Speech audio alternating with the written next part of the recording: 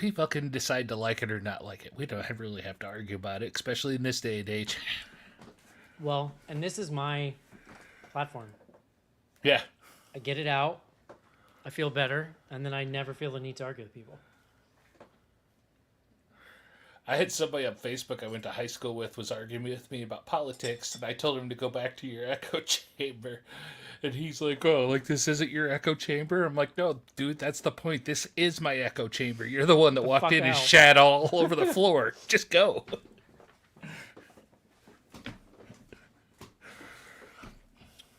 So since I've nuked my Facebook more than once, I have like 10 friends on there, and they're all just local people that basically my friends here, because their wives use it to coordinate shit and like send invites. Yeah. So I don't post, I don't comment. I mostly share memes. That's what I do. I'm on there mostly though for my folks and Colleen's family. They get twitchy if they can't keep up.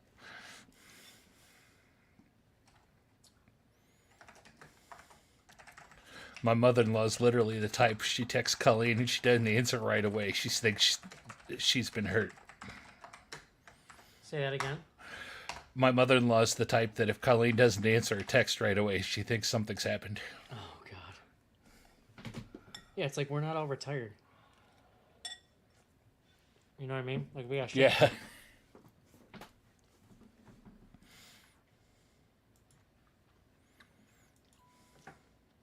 Yeah, my Ooh, I like this background. Oh, thank you. We're live. Cracking the code tonight. My my aunt Casey, same thing, like anxiety, like calls my mom 20 times a day, first of all, like for no fucking reason. But then also, like if she doesn't get an answer on the house phone, will immediately call her cell phone, and vice versa, and like won't stop calling until she's acknowledged. Yeah. And that's it. It's just like catastrophic, like the world is burning down because somebody didn't answer their phone. My mom will give me a couple texts without an answer before she gets twitchy, like in the same day, and then she'll start to get twitchy. But then it's on the reverse hand. I'm trying to get a hold of my mom. They're getting up there in years, and they don't answer me for like 3 days because my mom left her phone in her purse and forgot about it. Jeez. Yeah, I text my mom all the time, and every once in a while I'll just get like a "God loves you," like not responding to anything I've said. I'm like, all right, well, you're alive. That's good. Oh, she's religious. I'm sure I am the black sheep of my family in many ways, including everybody is like swapping Bible verses all the time. Oh boy. Boy, did you connect with this story then? Oh yeah. For sure. We haven't actually like really tipped our hands in the chat, so I don't know where anybody landed on this one, and I feel like it could really go anyway. I am very, very positive. Oh, good. Okay, I'm not going to be alone. That's good. Oh yeah. You might say over the top positive is how I feel. Okay. Well, I'll see you there. I'll see you on Mount Everest. We can find an alliance. I am positive but overhyped a touch. So, yeah, we'll talk about it in the review. Yeah. Yeah. Because I have thoughts on that, right too. now. Yeah, let's talk about it. Holy shit. Holy right now, shit. I am... Oh, well, the lawsuit? Yeah, go ahead. Oh, I mean, like, I woke up this morning and I saw that, and I was like I said in chat, I was like, the RNC's going, JD Vance stole his place as the most hated man in America. And so he was like, hold my White Claw. Here, I'm going to file a freaking lawsuit. Well, so it's like, he's suing her now for the same thing, basically, because he was also in the video. That's what I'm to understand. Right. That's a crazy move, especially for somebody who, like, spent the whole last season hardcore trying to manipulate the narrative to, like, have a redemption arc to then sue and her. Also, like, the victim blaming of, like, if she wanted to know I was cheating, all she had to do was look at my phone. She had the password. But then that's illegal. I want to tell you, it does bring up a very interesting point. Like, I do understand, okay, your partner's shady, you think they're cheating. Like, would you ever look at your partner's phone? I would fucking never. Like, I don't want to know. No. And like, I'm a firm believer. If you go looking for something, you're going to find something you don't like. I also have like, mine is passcoded. His isn't. Like, how Does that your work? girlfriend have your passcode? No. Oh. No one on earth has my passcode. Shit's going to my fucking grave with me. Well, your see, boyfriend now I have want to your crack the passcode? phone because if you have it locked down like that, Does there's your, a trove. your partner have your passcode? Totally. That's batshit crazy. No, it's not. Like, I mean, fucking way, dude. honestly, My whole I don't- family knows mine. like, I don't think he would ever go through it, but he has it. Like, what if if we're in the car and he's using my phone or something? Like, I don't want to be like, hold it up to my face. You know what I mean? Nope. No way. My whole family has mine. I don't have anything to hide on there. Is the big thing. Yeah. You know what's so They're- funny is so my Colleen Right. would find me texting another woman, which is Rachel, and I'm saying, "Did you see this horror movie? Did you see Yeah. that guy's head explode?" Right. Yeah, My, I think maybe your phone's more interesting than ours, Eric. my 8-year-old knows the passcode to like her mom's phone.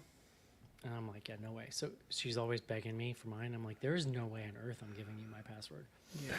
It's not happening. I will say, like, the one time my dad I handed my phone to my dad to look at photos, and someone had recently, like, sent me, like a sexy catfish thing. Like, someone was just like, hey, last night was fun, and it was like a boob photo. Like, it was not it was a catfish, but I had screenshot it and sent it to Ariel, because, like, we always tease Ariel about how she breaks all of our algorithms because she is the, like, event horizon for creeps. And so I forgot I had screenshot it. So my dad's like flipping through these photos of my vacation and he's like, oh. I was like, and I tried to explain, but my dad's like, was in his 80s. He did not know what freaking catfish was. To this day, I'm sure he thought I was like exchanging nudes. I mean, it's wild. Tell me more about Ariel being the event horizon of catfishing. Oh, do you Or not know weirdos. this about Ariel? Like, everywhere she goes, like, dicks everywhere. Like, she can't leave her house without somebody Donald ducking it in front of her. She walks up on Really? people having sex in cars, people nude sunbathing. There was an entire nude ping pong tournament that happened on the path that she used to walk her dog. You guys There's do like a live where sex you live. cult in her neighborhood that like all drives PT Cruisers.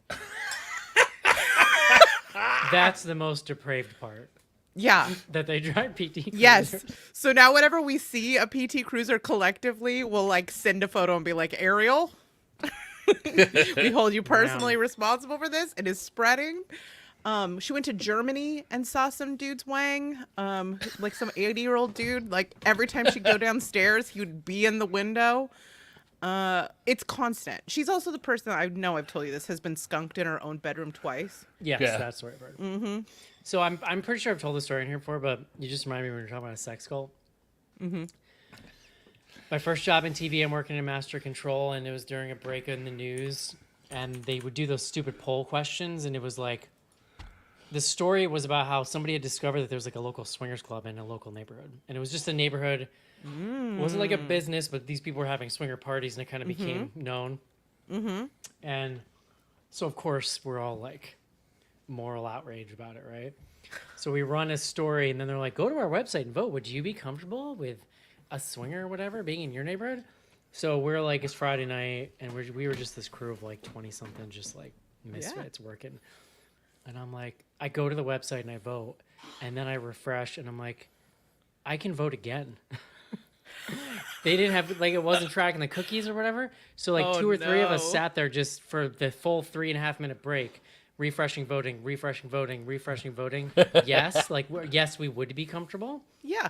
Oh, man, I wish I had pulled the recording, because then the anchor comes on and he's just like, and then the results of our CBS 6 News poll tonight. Well, this is surprising. Excellent. That's hilarious. That's what you get for paying me minimum wage. Yeah. Be the change you want to see in the world, man. Another win for sex positivity. Uptight people just bother me, you know? Yeah. Agree. Hard agree. So Yeah. back to VPR. I want to make sure that you are aware that Sheena has commented on the controversy. Can you guess what's going on with her? It's about her somehow. Oh, yeah, 100%. It's about how, like, I told you not to make me look like a fool, and now I look like a fool.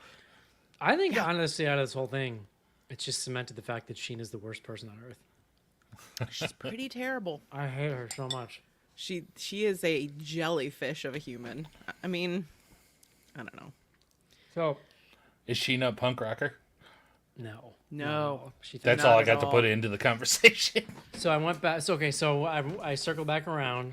Yes. I'm in season 2 now, and I just watched the episode where Jack sort of like finds a lump and like plays for sympathy that he might have breast cancer, and then it's just he's fine, and he probably was fine all along. Yeah. Absolutely amazing. Did he do his grand gesture for Stassi yet? Oh, which one? The tattoo? Mm-hmm. That was Okay. a couple episodes ago. Okay, good. Yeah. Hilarious. And then the episode after that is when she just has him like just sweeping her floor shirtless and shit and like cleaning her house. And he's just Has he been shamed by her like 12-year-old brother yet? yep. Mm-hmm. Real weird. I think you're approaching the end. I think you might be getting close to the end, but she really tortures him for a long time, which is great, which he needs, which we've discussed. He wants his balls it's stepped like- on. It's interesting because before I definitely was only getting the post image rehab version of Stassi. Right now I'm getting Oh, the yeah. original, and she is real nuts out of the box in season 1. Yeah. But I like her even more now. Oh, Like, well, watching that her doesn't torture surprise Jax. me. This is my shocked face. Oh, we know what's weird is in her latest It's lives. an energy I like, Rachel. Well, you're gonna enjoy this then. Like all of her lives lately, Lala has a new speech pattern that sounds suspiciously like Stassi. Lala does. She's like that. I think she thinks Stassi is her final Pokemon form. You know, I did have this funny reaction though, like watching this early season stuff with her. I'm like, I hope Bo is okay. 'Cause I he mean, just I seems think like Bo has his own such shit. a sweetheart, and if she decided to turn back into that person, she would literally destroy him. Like he can't take that like Jackson. Yeah. Well, I'm excited. you I'm think? glad that you're in Schnars it. I is- know you have the valley left, but then you must go to the darkest of all We decided I'm programs, going which to do is- Southern Charm next. Get ready. It is fucking dark. Like you're gonna watch old men destroy young women's like 19-year-old women's lives. Like old men with like old plantation slave money. Like it is fucking dark. Wait, what? Just a little so I'm programming on almost- Bravo. I'm making my way through VPR now, and I'm going back to the early season. Whatever. Yeah. Once I finish everything, Rachel's programming my next adventure. I see. Yeah. No, I Yeah. knew. I had a moment of panic where I was like, someday the VPR will end, and where will you go next? Where will you go next? I'm sending Rachel like daily, minutes long voice memos about whatever I'm watching that day. Yeah. So I mean, Suzanne watches Vanderpump, although like I guess she's current. Is there like a thing happening now? Is there a season on right now? I don't Not think there right is. now. No, I mean Yeah. it's TBD on whether or not there's even ever going to be another Ooh, one. Because But- After today, I have a don't feeling know, like man. not. Yeah, There's Yeah. been like at least one spinoff, right? And then the Valley. Well, there's technically 2 because there's also Summer House. so that was the other one that Oh, I don't know what I that know is. people like my friends who discuss it with Suzanne. They watch Summer House for sure because that's where we drink Loverboy occasionally, and that's Yep. apparently I That's think a Kyle's Summer drink, House yeah. thing. So, Eric, when I asked you how dark you wanted to go, it was touch and go which way. It was either going to be Summer House or Southern Charm, and you said dark with like all capital letters, and that's why Yeah, you're of going course. Southern Charm. Let's go to the They abyss. That's always there was what I want. some they like one of the shows that's on Bravo that's like I think the people working on the boat. Do they have one of those shows? Below, there's like a bunch of spin-offs. Well, I know there's like a bunch of them now, but Yeah. It's wild going back to the first seasons and seeing how hard, less so in season 2, but hard in season 1 about the Housewives tie-in. Mm-hmm. When in reality, VPR really became so much bigger than that. You know what I mean? Yeah, I mean this last previous Culturally, season. the last yeah. couple of years, yeah. Yeah, that's true. That is definitely true. I think I might have a thing for Lisa. I mean, you have to go back and see when she was a video vixen in the 80s. She's in like a bunch of 80s like What? Okay. I'll find him for you. I'll find him for you. Like, yeah, That's the programming he needs. I'm just so excited you like it. Like, I finally found somebody who could match my freak on VPR. Oh, because I don't just like it. I'm like fucking deep. Yeah. Like it's my whole personality right now. Yeah. That's Cool. the only way to do it. Rachel, while I do my bio break, where's your question? Oh, all right. Well, Levi, I'm glad you asked the important, hard-hitting questions. A journalist is on the case. So, Tom Sandoval had the nerve, the audacity, the gumption, the gall to sue Ariana over her accessing his phone. So he has filed a lawsuit against her, basically accusing her of revenge porn because he was also in the videos with Raquel. But I think that this is going to be undercut when they just show a bunch of clips of him saying, if she wanted to know I was cheating, all she had to do was look at my phone. But yeah, he's just continuing to be the absolute worst bottom of the barrel human. And probably this is the end of EPR. I think this is it. Sheena, of course, is weighing in and being a jellyfish now. She hates Tom again. What's a jellyfish? Someone without a spine. Okay. But like multiple of these Bravo shows have survived lawsuits and like people going to prison and Yeah. so forth. I mean, it's weird. Like, there's eras, right? Like, there's original era, and then, like, all of a sudden, the genre changed, and these all became true crime shows. Like, Eric's not here, so I can tell you. There's, like, a whole plot line about one of the main characters, like, being accused of multiple cases of sexual assault. And Cool. and there are people go to jail, people commit suicide. Like, it gets real dark. And now we're in this new phase where everybody is suing everybody and everybody is suing Bravo. Well, I mean, I've like been following a little bit of the Bethany Frankel like class action, trying to like unionize the reality redemption performers. Yeah. I find it interesting as a business story more than anything, but No, yeah. I mean, she's gonna ruin reality TV, but I guess it's good. Well, you know, I mean, to yes and protect no, your right? talent. Like, whatever. People probably said that about, all kinds of other things they were trying to unionize. Rachel, let's not be too anti-union around here. Like, here's the thing: is I actually am very pro-union. I don't believe for a second that that's what this is about. Yeah, well, fair. Yeah. I'm I believe not that always they're- pro-union. And, I do believe that they're overworked and underpaid, though. Yeah, well, exactly. They're And exploited. I believe they're exploited hardcore. Yeah, I don't know. Everybody's sort of exploiting each other, in my view. Welcome to capitalism, my capitalism, friends. That's all Yeah. reality TV is exploitation. Yeah, Yeah. So. John, did you notice that I'm channeling you tonight with the white T-shirt? Oh, and I have a graphic tee on, so We switched. Is this a body swap comedy? body swap. Yeah, I was gonna work on my beard. Freaky Wednesday. And then I didn't. This is the longest my beard has ever been, It's pretty big. by far. How far Real you gray, real patch of gray there, my friend. Oh yeah, it's. I would call it honestly a shock of gray is what I Yeah. would call it. Yeah, I I'm wouldn't gonna- call him gone gray yet. So I bought a. I have like a clippers that I use to trim it, and for forever, the biggest one I had was an 8, and so that was the longest it went. This is now a 12, like down here. That's not even like a thing, is it? A 12? Yeah, it's like that long. It's Yeah. like huge. Yeah, and then I think in my set I have a 14 and a 16, so I could go longer. Are you doing different on the side? Like, are you going 8 on the Yeah, side? I do. Like, Okay, so I do a 12 right here. I do a 10 right here. I do a 6 like right on the bone of my jaw, then a 4, and then like a 3 or 2, depending on how long my hair is. This is Okay. far How you more sh- involved than I thought. Rachel, you had no idea Yeah. it was so complicated. It is I involved just to make let it look mine run nice, wild. and I learned my lesson once when I let the person who cut my hair trim it, and she butchered it, and I was like, well, that's never happening again. See, I haven't trimmed in a week, but I usually do a 7 and a 10. Yeah, as long as you're doing some type of taper, that's what gives it the Yeah. nice like shape. It helps give me a jawline. I was literally just gonna say it helps because I have no jaw, so now I just have a There you go. never-ending jaw, so it's perfect. Yeah. Permanent jaw. Yes, Levi, I am taking care of my facial hair. Do you have like a whole routine? Are there like oils and serums? I have beard balm that I use every day. I would say There's waxes like- and oils. it's like between a beard oil and a mustache wax. Mm-hmm. It's not like mustache wax is very hard. This isn't that. It's soft, but it's waxy. That's awesome. And I have different kinds with different pleasant smells. Do you ever like do a little with some mustache wax? I used to, not so much anymore. No. In your villain era?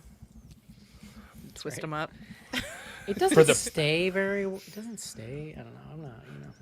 For the first time in my life, I've actually gone shopping for specific shampoo and conditioner instead of just buying the 3-in-1 that serves as toothpaste, mouthwash, shampoo, conditioner.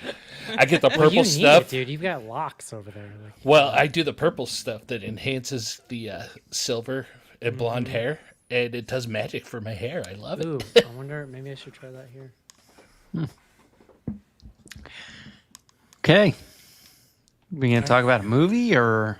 Yeah, Nah, let's talk I about hair. told you. I this needed is beard and extra hair chat, bud. We told Yeah, you we were really getting out of the just- horror business. time. We literally just in real time lost a viewer on the pre-show, which is hilarious. Exactly. Who was it? I want names. I showed up late enough to miss Eric eating, so That was pretty good. success on my part. I think I Same missed shit it I too. eat every day. Yeah, you must have ate fast. That Alright, should let's be do a it. bingo square. Shinar shows up late and then complains that everybody's taking too long to get started. Yeah, shows up and wants immediate gratification for what he needs. look, that's what I'm here for. Okay. You're here for immediate gratification. Okay, good to know. Immediate Wait, and very, consistent. very quick though, John. Weigh in on a pre-show discussion. Sure. Does Suzanne have the passcode to your phone? So hilariously, yeah, like I've definitely told it to her many times, She but can't every remember time it. she needs to unlock my phone, she has to ask for it. So like, could That's the she best do answer. it? I have no idea. It's I'm 6 a hard digits. I'm a and, hard like, no. I think she could probably do it. I don't know.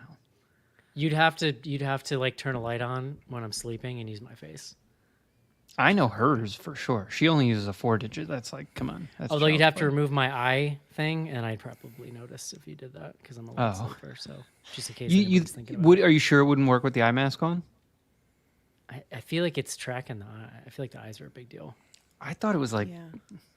I don't know, but It's maybe like, not If I because. take my glasses off, my phone is very confused. Oh, interesting. Yeah. Anyway, all right, let's do it. Cool.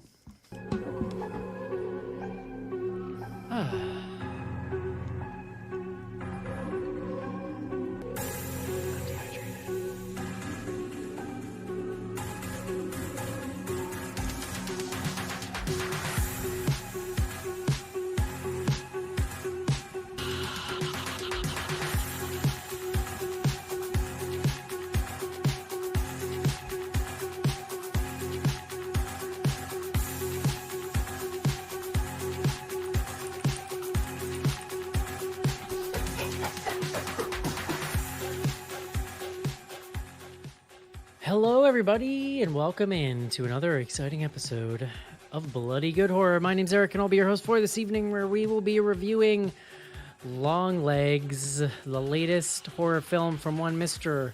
Oz Perkins. Oswald Copperpot. Wasn't that the name of the guy in Goonies or some shit like that? Anyway, That's joining the me. penguin. Yes, thank he's you. Osgood. Who am I? Osgood Anyway, Perkins. joining That me was tonight. Chester Copperpot. Chester Copperpot, thank you. we'll intro him first since he gave me the help there. From Indiana, please welcome Casey. Hello. Next up from the Bay Area of San Francisco, please welcome Rachel to the show. Hello. And last up tonight, New York City. That's where he's from. Please welcome John to the show.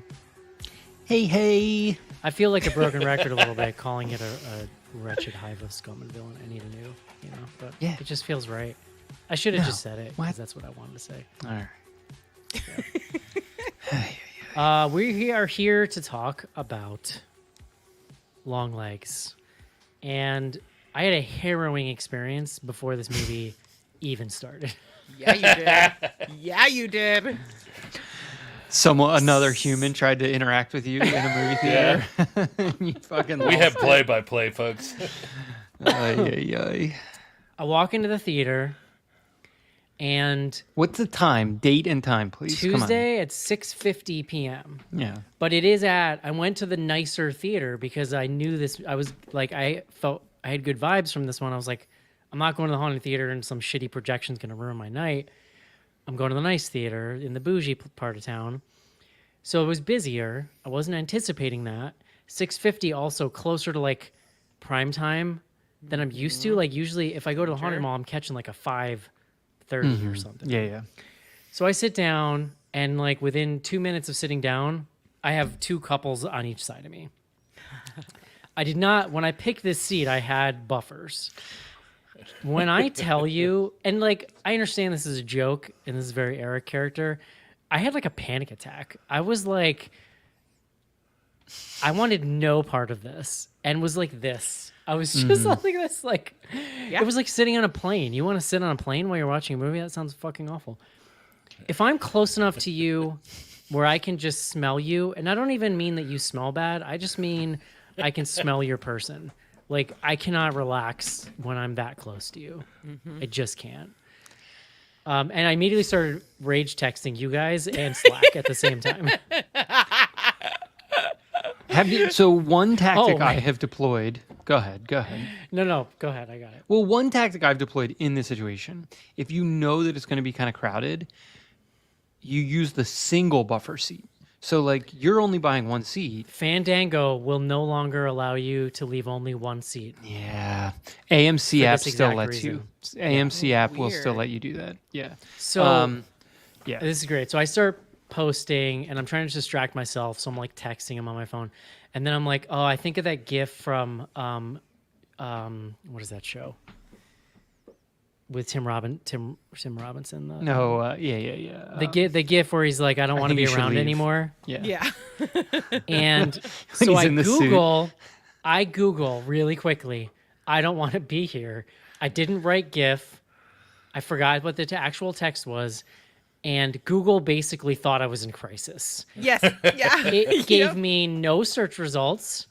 Nope. One thing that said, if you are in distress, please call it. And they gave me a suicide hotline. I was like, wow. Wow. And did you use it in that moment? I was like, no, I'm okay. I think I'm okay. He hovered on the button, was like, I think I'm okay.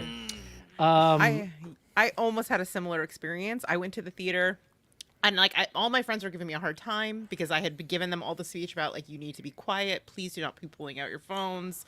Like, that shit drives me crazy. And so they were all like throwing popcorn at me and having a great time. But the theater was packed. No buffer seats, nothing. We were jam packed. And then the lights went down. And then the lights came back up. And we all proceeded to sit there for 45 minutes as the lights would periodically go down to the cheers of the crowd, only to come right back up. And what was happening What is movie was every this? time it happened, this was at like a decent movie theater at like, This was it was opening- Longlegs? Mm-hmm. Oh my so, God. and every time the lights would go down and come back up, more people would leave. So then I was like, oh, no. We went from having a terrible showing to a very good showing because these are only dedicated people who are here to watch this movie. Like, all the like disruptive teens had left, and it was just like a bunch of like elders white knuckling it because we're like, we got to see this movie tonight. And so we ended up having like the whole row to ourselves. Everybody was silent through the movie except for my one friend who did turn her phone on, and I like snapped at her. I don't know if we're still friends.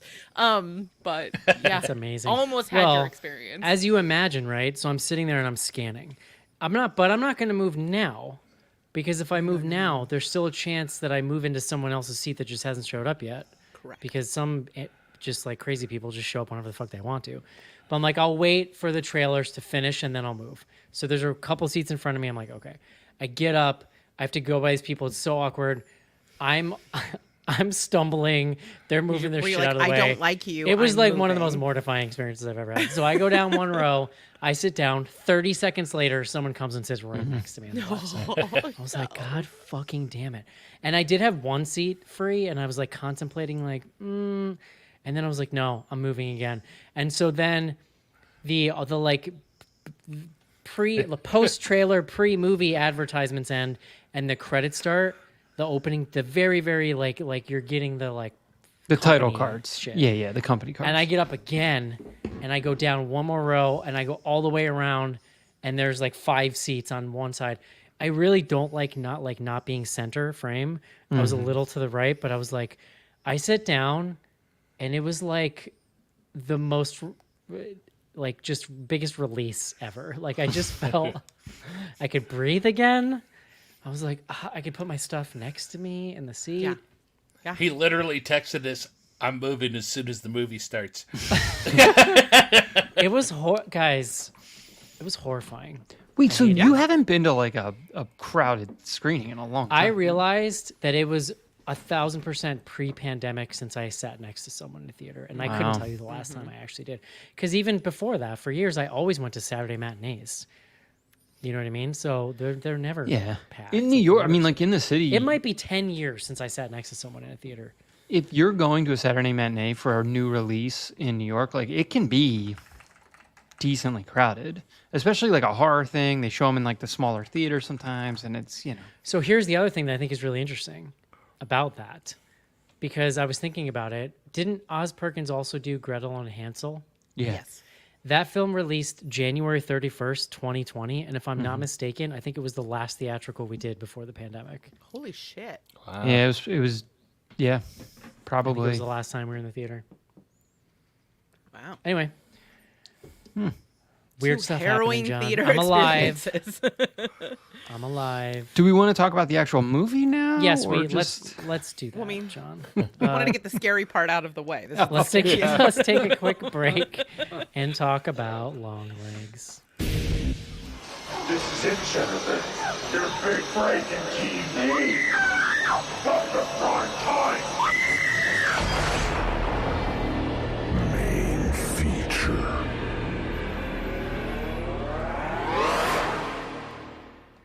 I was also feeling Rachel's misophonia, John, which was our word from a couple weeks ago, because people were chewing right next to me. We had an intern once, a couple jobs ago, and I used to complain that I could hear him breathing and texting, and I think everybody thought I was joking, and like I was not. Like I could hear his breath, and it made me want to axe murder him. Poor guy just needed to breathe. John, when you get a chance, I need you to go back into our episode guide and put in your word for last week, because I ended up putting in the thing for last week. Also, we have never solved the mystery of the missing episode number, so I skipped a number on that sheet to catch up with what I'm pretty sure it is, but I have no idea where we went wrong. So I trust your number counting over whatever. yeah, but we still have a blank one though. We would figure out why it's anyway not important. Hey, I don't know. Now I'm just I'm nervous not a about breathing too mathematician. loud. So, Well, I'm glad you brought it up, John. Please bring us the word of the day.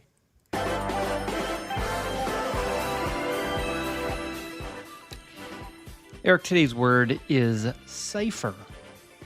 That's C-I-P-H-E-R.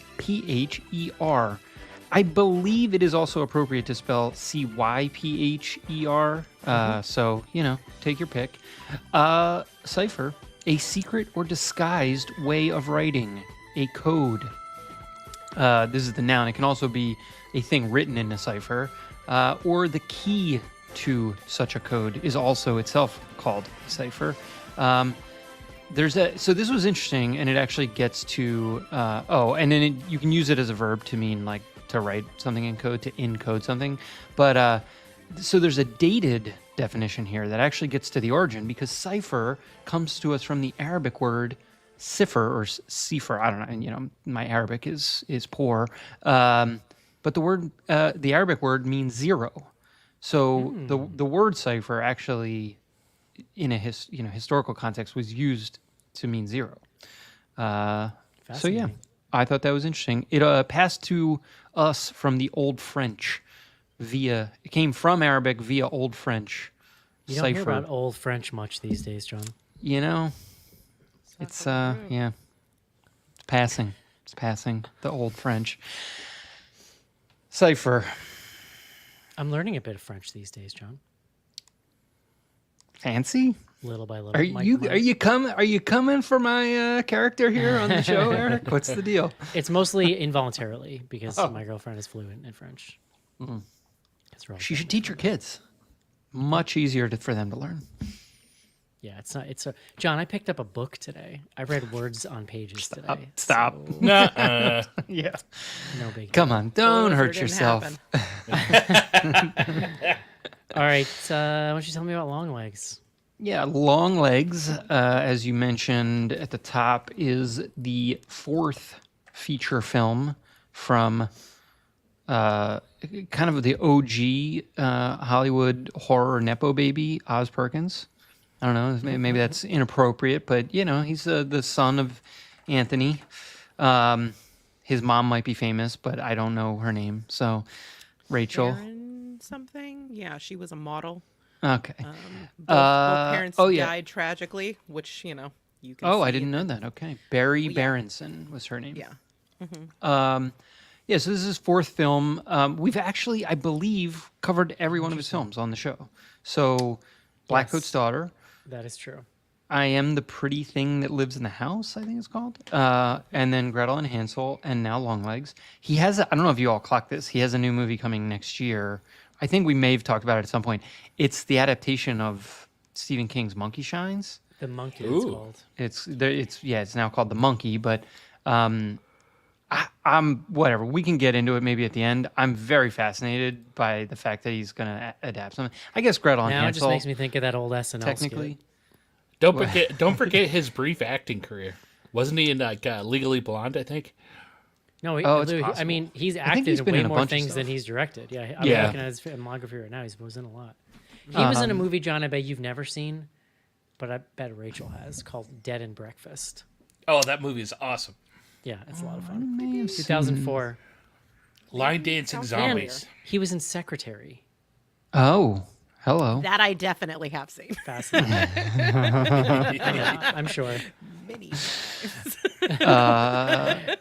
So we should say he's the writer director. I mean, I think all four of those films. He's written a couple other movies as well, but he's written and directed. Everything he's directed, he has also been the writer on. So this stars Micah Monroe as a FBI agent named Lee Harker.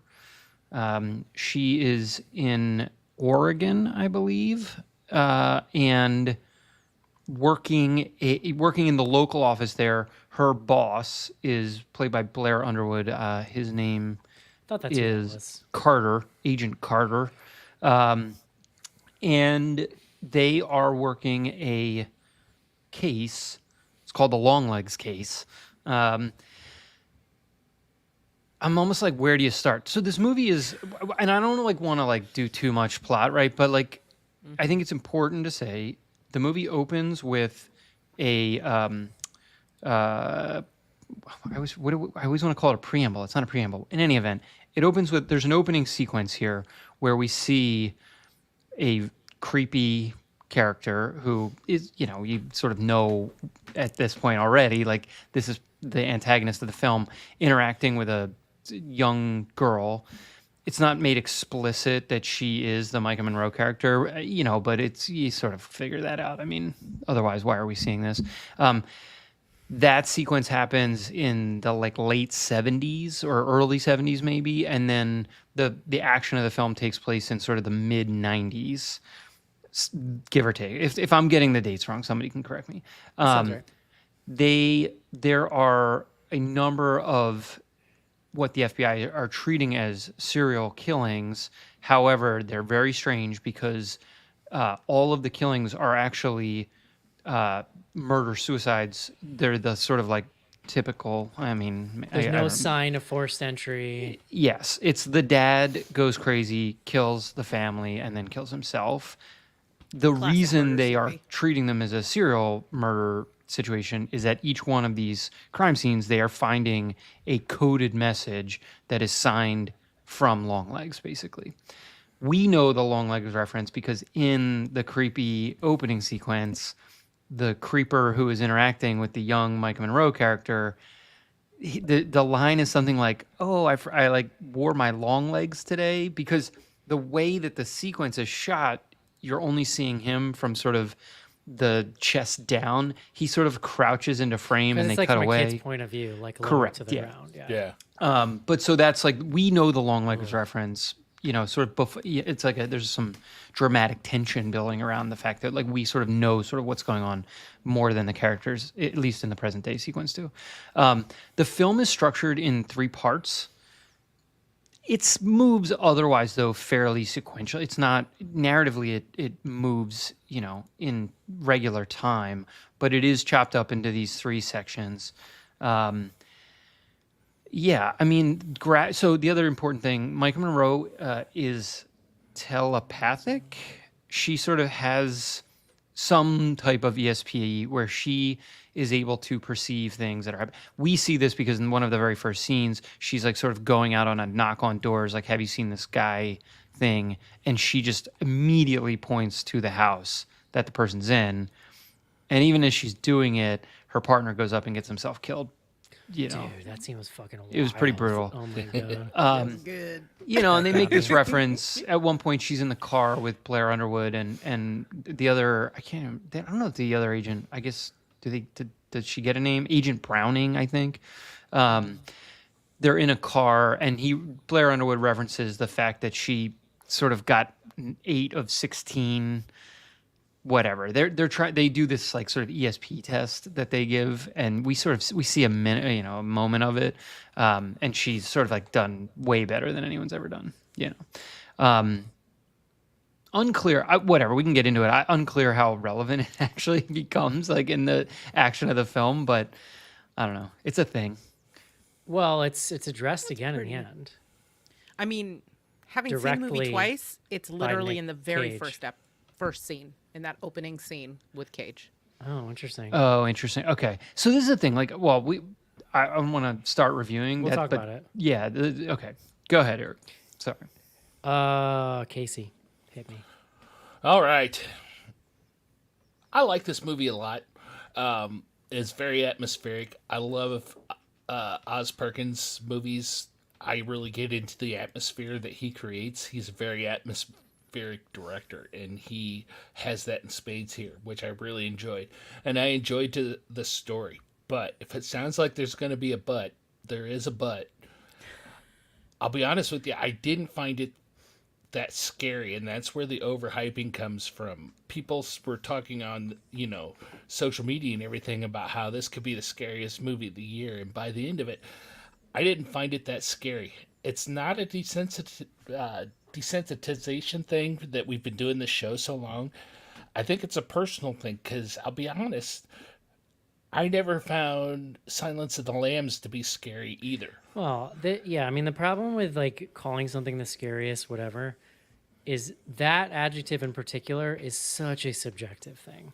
Oh, definitely. You know what I mean? Like that, what scares people is so subjective, and it's very different. But I enjoyed this. My counterpoint, though, what is a scarier movie you've seen this year? I mean, that's a fair question. It's one of the And it's few creepy. really dark, straight down the line horror movies we've even seen this year, I feel like. See, but that's the problem, and I had the same thing with Silence of the Lambs. I think Silence of the Lambs is a great movie. I think it's super captivating and intriguing, but to me, that's more of a psychological thriller than a horror movie, which is kind of what I walked out of this with. That it's more of a psychological thriller than a horror. I'm not saying I don't like the movie. I like the movie. It's just I saw it as more psychological thriller than horror. I would argue it crosses a very clear line into horror when it goes supernatural. That is definitely fair. That's where I struggled a little bit. I will add on with the supernatural elements, because to me, the Satanism stuff at the end, when we find out what's actually going on, and there's another moment earlier on that I'm not bringing to mind right now, but to me, the supernatural elements felt a little tacked on because I was so invested into this as a psychological thriller, I think. I feel like it wasn't woven in as good as it could have been, and that kind of separated it from me. It didn't ruin it, You're not, but I don't think it was well weaved in. You're not the only person I've seen that take. Yeah. So I mean, I think think that's fair. Black Coat's Daughter kind of primed me for that because that's a movie that is not horror until that final act, really. Yeah. I mean, and that's fair. And that's what I mean, though. That's more of a personal thing on the way I approach these movies. It's definitely an interpretation thing more than we've been podcasting on horror movies in 17 years, and I just don't give a shit. I know you're still alive inside, Casey. It's okay. Yeah. Rachel, what'd you think? Well, I'm dead inside. And so, I think I also, to some degree, fell a little bit victim to the hype because I'm so, chasing that dragon of being scared. I want to be scared again. So when I heard that this was, the most demonic movie ever, I was like, yes, let me feel something. So, there was, to some degree, a small measure of disappointment when it wasn't the scariest, most demonic movie of all time. But what was interesting is I walked away from the movie kind of that was good. It wasn't that scary, but then it kind of stayed under my skin in a way that other movies have not. And the further I get from it, and then on rewatch, I have kind of really shifted my opinion to I think that this thing is pretty terrific. Ultimately, I could not. Is it the stop scariest thinking about movie it. you've ever seen on rewatch, though? It's the scariest movie I've seen this year. For sure. I think it's Low bar. I think it's hands down. Yeah. No, that's fair. But I also think it has a shot to keep that title as the year goes Yeah. on. I mean, yeah, there's a few things coming up that I'm excited about, but I don't know that any of them are going to have the same level of just atmospheric dread. I feel like this is this really amazing evolution of Oz Perkins' style, his aesthetic, the way that he plays with aspect ratios and color and all of those kinds of things. You can see those early movies, but he really is so much bolder in this, and that is really exciting. I still see him working stuff up about his parents, like you alluded to. He has this parentage. Both of his parents died tragically. One of them of complications with AIDS. The other one died on 9/11. She was in the plane. Oh, I didn't know that. Wow. Yes. And so one of the things that him and Alicia How do you feel about Witt, calling him a nepo baby now, John? yeah, It's still true, isn't it? well, him and Alicia Witt kind of connected on that because she also lost her parents last year very publicly and under tragic circumstances. And I think you feel this sadness in the movie, but despite it being a movie about grief and about child murder, the other thing about it is it's actually really funny in places. I laughed Weirdly, a there is lot. some weird humor moments in there. Yeah. Yeah. Right. And so even though it's pretty grim and slow paced for some people who struggle with that, I found it to be very entertaining and have a lot of rewatch value that I wasn't necessarily expecting. I think you really have to strap in for something like Black Coat's Daughter. Whereas dude. this feels like a pretty So much rewatch value. There is so much going on under the hood of this movie that I'm fascinated to see someone smarter than me pick apart. I'm honestly really excited with having heard my views. I'm really excited to rewatch it again to see what I take in differently that Right time. away, once the ending resolves, I was thinking how much creepier it makes so many scenes. knowing and where when the you film go goes. back, there's so much stuff you missed the first time. Yeah. There is a presence in the background of so many scenes Yeah. that I missed the first time. I'm curious how many of them you guys caught. But I also think this is really bolstered by not just incredible performances from its leads and just another insane Nick Cage performance, but because it's a procedural, we meet all of these odd bodkins along the way, and to a person, even the girl behind the counter at a hobby store Loved steals her. scenes. Yeah. Loved Yes, her. the guy at the mental hospital got the biggest laugh of Oh the my movie. god, the guy's like, that would be a good idea. Yeah. That sounds great in theory, or whatever it was. Yeah, and then Kiernan Shipka, forgot of course, about is him. amazing. Oh my Dude, But yeah, she's almost I loved this movie. unrecognizable. Yeah. Yeah. John, what Like do you think? peaches. Yeah, I mean, I kind of love this too, I think. I know, right? I have questions that, and we were talking about it over text. So first of all, I saw this on Friday. I saw it Friday afternoon when it came out. It was the first showing I could get to basically after it came out. So it's been a little while. As Rachel said, this movie was living under my skin from the moment I walked out of the theater, up until now. I was like toying with the idea of trying to get to it again and just like have not had time. And like, let's be realistic at this point. I probably won't get it until it's on video. I have questions that we can talk through. I think a lot of them are, and based on Rachel, even what you're saying, having seen it twice, like are probably addressed appropriately in the film. That like, I was sort of, you're letting it wash over you. There is a lot of sort of plot minutia. I don't say that, like, it's handled well. This is a police procedural. Silence of the Lambs is definitely a sort of like comp. Big pull there. Yeah. Very intentionally, yeah. There's a lot of, I caught a couple of the demon in background scenes like twice. So I'm not surprised to hear that if you're sort of paying attention and looking for it, there's depth and like sort of levels It's there. funny. I really felt like Micah Monroe was very specifically channeling Jodie Foster in Silence of the Lambs. Like, with her man. I mean, He like, was even definitely the framing trying. is so Jonathan Demme. Like, yeah. I think this is like by far his best movie. Like, I mean, Hard agree. Blackcoat's Daughter is excellent, and especially as a debut, effectively. I mean, it is just a very good film. I did not care for the Pretty Thing movie, which felt like it was more like a tone poem of horror than a movie. And then I just didn't think Gretel and Hansel worked. I sort of suspect that was like maybe some studio stuff and I love like that movie. Yeah, Well, I felt I like an initiation. Love it. maybe I gotta like rewatch it. But this blows that out of the water. I'll definitely agree. Yeah, like this is the most complete thing that he's done. This is the first by, film like, of his I've seen that I was like, oh shit, I guess we need to be paying attention to. Yeah, I mean, well, he's a guy that like I think we cared about and like have talked about on the show a bunch, but You don't really care about John. I listen. Okay, fair enough.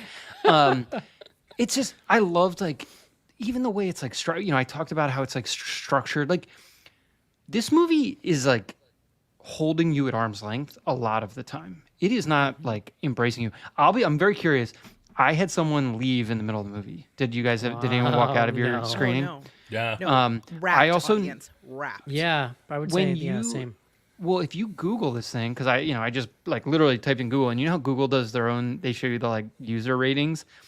It is like, 30% 5-star and like 30% 1-star. Like Yeah. there's definitely a group out there that this movie is not landing And with. I get There were it. some I actually get it. confused people in the theater when it Sure. ended. Yeah. They were like, "What did I No, just watch?" let me know when you're done, Masterpiece. John. Fuck Well, yeah. I mean, look, it's the kind of thing, and it signals to you in that very first scene. You have to let it wash over you. This is why I say it like it's so built for rewatch too, because like, okay, I've like done the let it wash over me. Now I kind of want to go back through and unpack it a little bit, just to put out some of my questions. I like, and maybe this is all answered by like even that first interaction that you get in the opening scene, which again, like there's so much shit that's hung off that, and you get like a little bit of playback on it, but I probably could have used more hand holding, I guess, if you really wanted me to. But like, why does he like, she doesn't catch him through her police work. He reveals himself to her. So I effectively. have a theory about that, but I don't fully understand it. I was honestly hoping Rachel. We can round about to the end because I think Well, the whole and discussion this about was it. back to my question of like, why is her mental abilities important? Although maybe that's why he found her or sought her out. No. So Because it's he revealed needed at the end of the film that it's given to her. It's a gift that's given to her by them. by the dolls. And we see that in the scene. Like, it's something that the mom says when she shoots the doll and we see the like poof come out of her. Oh yeah. That yeah, essentially this Okay. was like a second, like a sight thing given to her. Gotcha. Like All my right. theory, and we should just, I mean, like a spoiler. My theory is that like this all plays out as it's meant to. Yeah. Well, I do from think the perspective of the the demon. demon, or the whatever. devil. I think it's Satan, John, according to the very end of the film. Fair. No. But Well, I don't. that's I'm not gonna say I fully understand it, but that's my theory that like this was all because he even makes a comment about how like they were happy that she went into law enforcement, right? Like Yeah.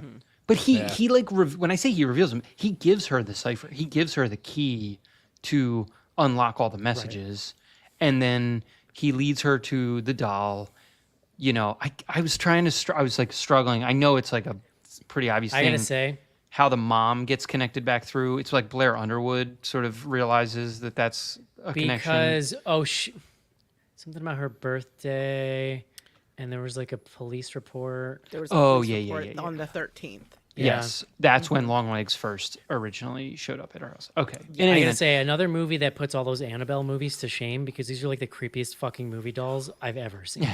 Yeah. Jesus. And they're even can't- scarier when they get covered. Like, Oh, but this is, I mean, look, to the point of there being a lot of sort of like plot minutia, the whole like mechanism by which the Nick Cage character actually perpetrates these murders, you get it in what I think is one of the better exposition dump scenes you've ever seen in a movie. Where they're in the bed, she's telling her the story. dude, Alicia Wood is It's so an creepy in exposition this dump, fucking just to movie. be clear, but it is done exceptionally well. And Yeah. like Yeah. coming where it comes in the film, it is. I mean, it's the turn that everything has to hang on. yeah. I will agree. I don't think this is like it.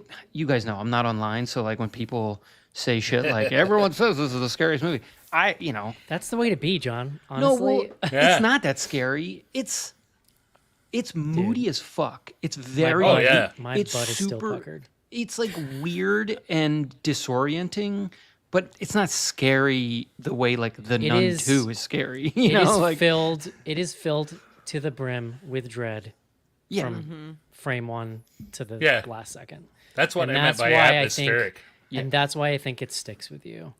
And like, so, I mean, I might have seen a trailer for this, but really, Well, remember you saw the fake trailer that you got yeah, confused I have by? to say, because we're having a hype conversation, I think that really helps me. Yes, I saw the trailer with a fake name. Yeah, that's right. That I never even heard anybody else seeing. So like, who knows? But I left Twitter this year just because of like the Elon Musk of it all. It's the move. And we don't even use it for BGH anymore. We had like 80,000 fucking followers on there. It was just like, fuck it, burn it to the ground. And I don't use Threads, as evidenced by the fact that I keep going to post the thing for questions to the BGH one and accidentally posting it to mine. So I don't see anybody's fucking movie takes, like literally at all. And it's, dude, I'm telling you, it's delightful. I get it, John. I get it. Yeah. I'm starting to In my understand. line of work, it's unfortunately unavoidable. Like I got all of the sort of like viral marketing Yeah. for it, and it But was marketing doesn't mean shit to me. awesome. Marketing doesn't Well, I mean, mean shit all to but me. then all Like, the marketing at some point, once they're done with all of the teasing stuff, where they weren't even putting the name of the movie on there. it's influencer is quotes all and the- like, yeah. Yeah, it's all like, and it's like people that I know, like Mary Beth Well- from Dread Central, are like, this is the scariest movie of the year. I'm like, well, shit, okay, if Mary Beth says so, then. Well, it I will must tell be. you a secret. I don't trust anyone's opinion except my own. I don't know if And that's so- a secret. Hello and mine, probably. So like, there's no one's opinion that I would go and be like, that's what this movie's gonna be, because I just go see it for myself. I mean, it's confirmation bias because I want it to be that, you know. Yeah, when I exactly. all of see that. those So things, all I'm of that like, said, yes. all that said, I'm coming in the hottest tonight, in that this is as close to a 10 out of 10 horror experience that I almost ever get. Wow. I think this is an incredible film. Not only do I think it's the scariest movie this year and probably will end up being in the end, I think it's scarier than anything we saw last year. And going back further than that, who can remember what happens in life?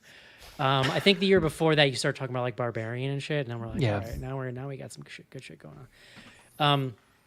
It is absolutely just overflowing with dread from moment one. The opening is fucking brilliant.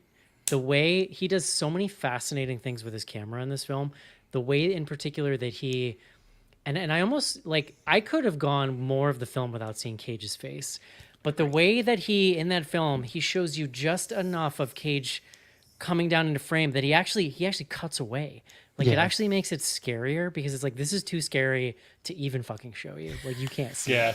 Yeah. Yeah. And he does that a couple other moments in the film too. He does at some point choose to start bringing Cage out. That I just want to jump in and say that's a great point, because I mean that was my mental state throughout a good chunk of this movie is, what the hell does he look like, right? Yeah, Because you get that little glimpse at the beginning and you're you know, just it's the intrigued. mysterious monster kind of thing. Like, and well, we haven't even talked about the Nicolas Cage of it all. Like, It's No. yeah. I am not unhinged. a like. I hope this is fair to say, Casey. I think Casey is the kind of person that just loves seeing Nick Cage in anything. He's like, "Fuck yeah, Nick Cage." I get it. What I love seeing is Nick Cage out there living his best life. Okay, but sometimes he's in shit fucking movies because he thinks they're I would funny, say and he most gives of in the time. shit performances, right? And sometimes they're still fun. Fine. This is a legitimate, incredible acting performance he puts in this film. And I think the brilliance of his performance is what makes it so good. But I also think it's what turns a lot of people off, because the brilliance of it is that he is on this razor thin wire between being too over the top and silly and being like the most terrifying thing you've ever seen. But I found that every moment, because he steps completely over that line every once in a while for a single moment, and then he pulls it immediately back. It is like the most measured, perfect fucking performance for this film. And he is so goddamn scary. And what Perkins does really early on is he establishes that this, whether it's Cage or later on we find out like the actual devil or demon or whatever. I mean, they call him Satan, right? Yeah, it's the But Perkins establishes early on that she is being watched and tracked, and that the evil is everywhere. And he does this by using that where he gets into her house is a really key scene. But then, first of all, close your goddamn curtains, girl. Jesus Christ, don't leave your curtains open at night. That's like Did you my learn biggest nothing from Watchers? Did my you learn biggest nothing fear from on Watchers? earth is like being up near a window to close a curtain or something, and then my eyes focusing and realizing there's a person looking at me. That's like my biggest like intrusive thought fear in life. He does this brilliant thing with his camera where everything is like wide angle lens with the character in the middle. So we're either behind Micah Monroe or we're in front of her with this vastness on either side. Every room is full of windows, the woods, like you never feel safe in any frame. No. Even small, Doorways behind seemingly her. meaningless scenes like when she's in the library and she does feel, she hears a little something at once, but you just feel that this thing could be anywhere around her, right?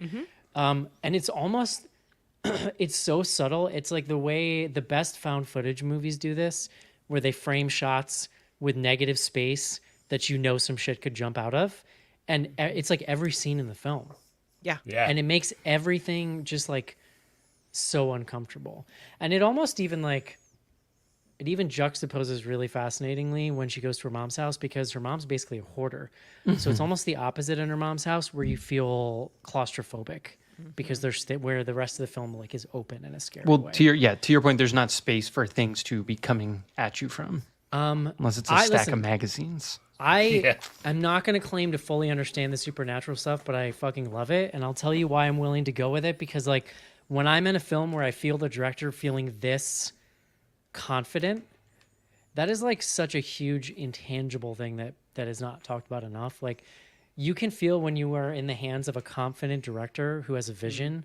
And when I feel that way, I'm like, do your thing, dude. Like take me where you want. Plus, Take me. I think this film needs the supernatural part, honestly, because if you take that out and you cast less talented actors, you've got like a mid episode of Criminal Minds, basically. Yeah. And to me, the like Nick Cage of it all and the supernatural is what elevates the whole thing into this just bizarre, strange piece of film. And while I think tonally and content-wise, Silence of the Lambs is a great pull, I kept coming back to The Shining. And it's because of the way that he is using his camera so deliberately, the way that Kubrick does in that film. I just rewatched today Room is it 237? What it is 237, the documentary with all the nutters that see all the stuff in The Shining. It's like, honestly, it's like the most brilliant documentary I've ever seen. But there's an extended scene in there where they talk about the long dissolves that Kubrick uses in that film, where he's very intentionally juxtaposing and blending two images for seconds on end. And he does that in this film. Like it happens several times at really key moments that I think are really ripe to revisit and examine like the meaning of. And lastly, I'll just say, just a brilliant cast and a really like interesting combination of actors. So Micah Monroe, who I think is really given a chance to stretch here in a way. You're seeing her do this more in the last couple of years. Like we watched that movie with her. Was it what is that movie? Watcher. That was The Watcher. Watcher. Yeah, Rachel That was The Watcher. joking about. I it look earlier. at this film as almost a kind of extension of that performance there. It's she's really coming into her own as an actress, and it's just really cool to watch. And she's just, I love her presence in this film. She manages, while delivering just the most deadpan lines ever, to actually be funny sometimes too.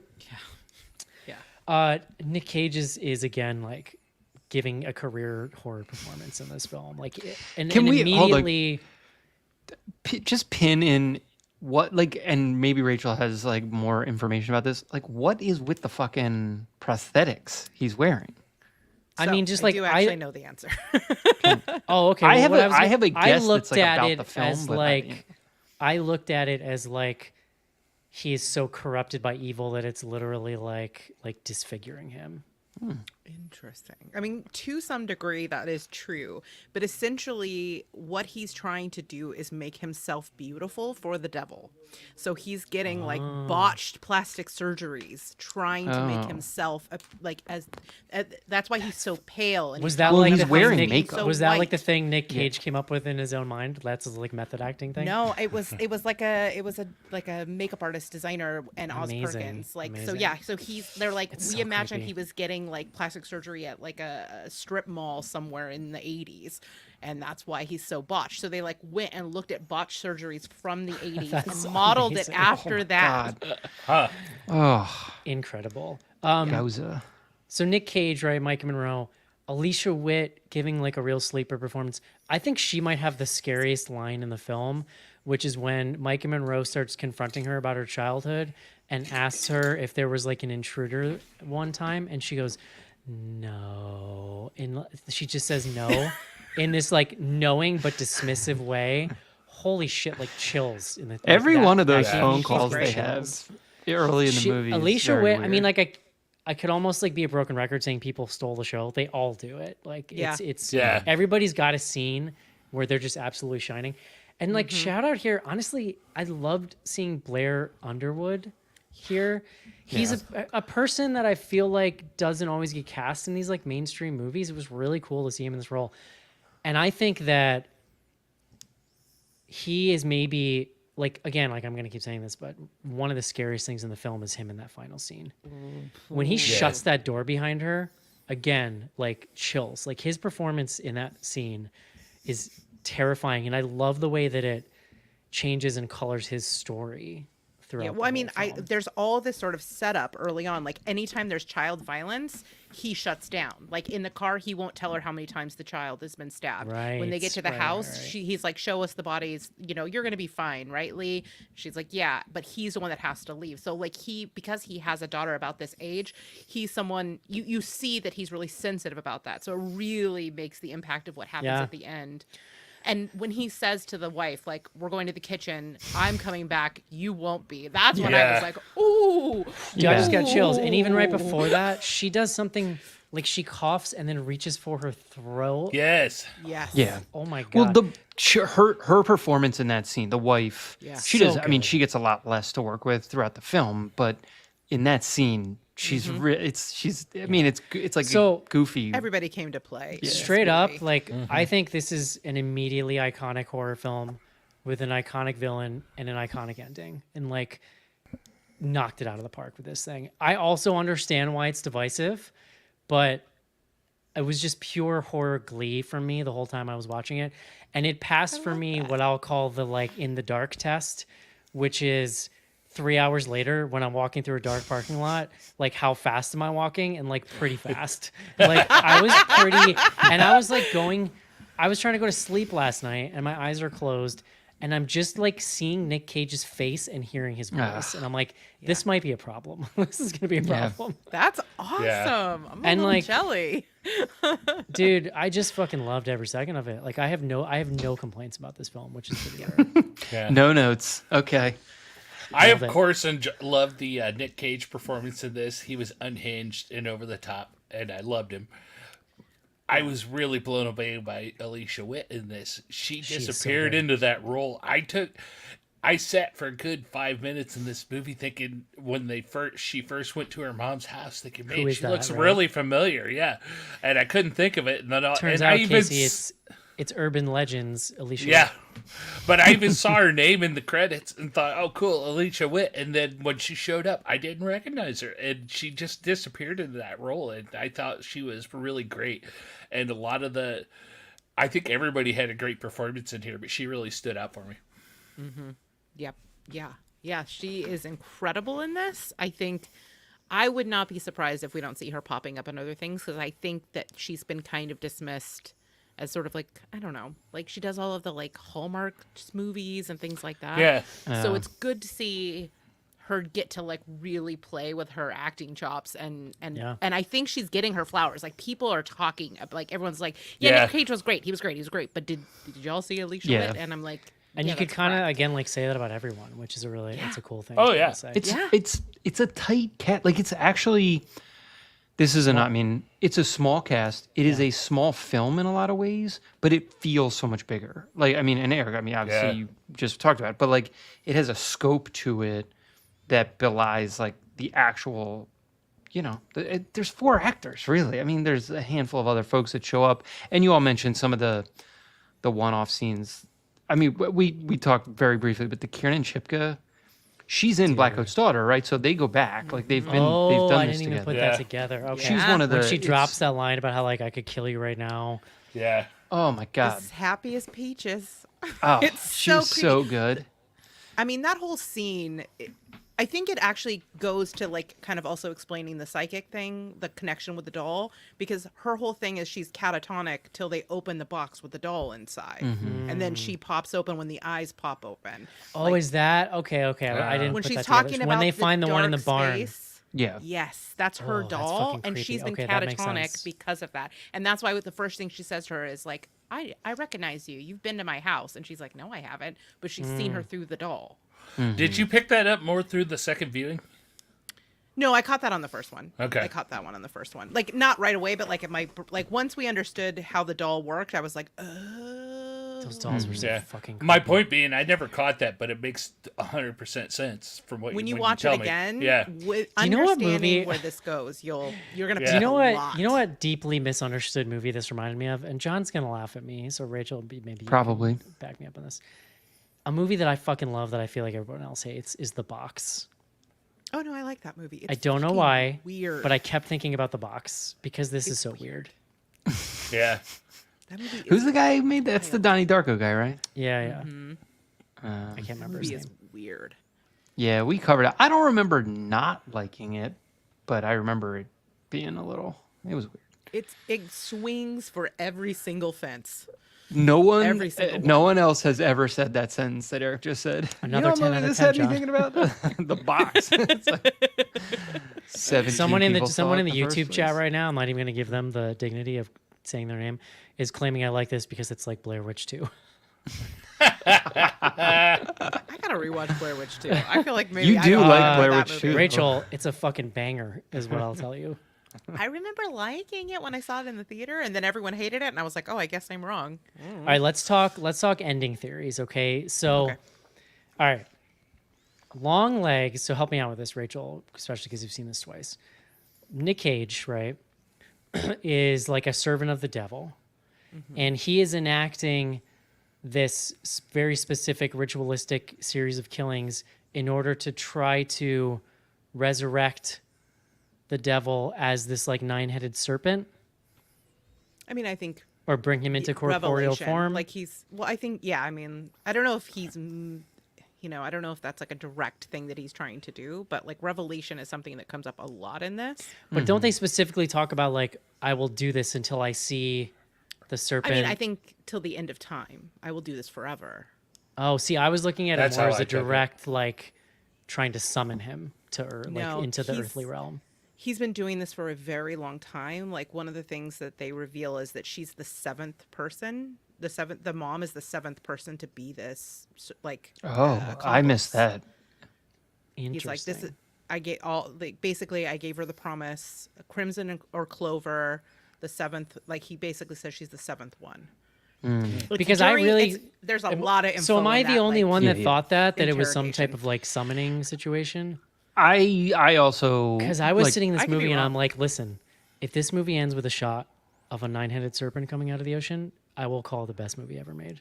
It would have been amazing. With I was crowns on all picturing of its like, heads. do you remember in Melancholia, in the beginning, they have those like Renaissance painting hyper slow motion vignettes. That's what I was picturing, and just like flashing for a second at the end of the movie, and I was like, I mean, call me Osbert. There is a lot of snake imagery in this. So Yeah, there is. there yeah. is. That's Yeah. just So my I guess so. Why I interpretation. say that is because, to me, the really interesting part is like, what are the stakes of the end of the film? She says like, if we don't do this, we'll both burn in hell for eternity.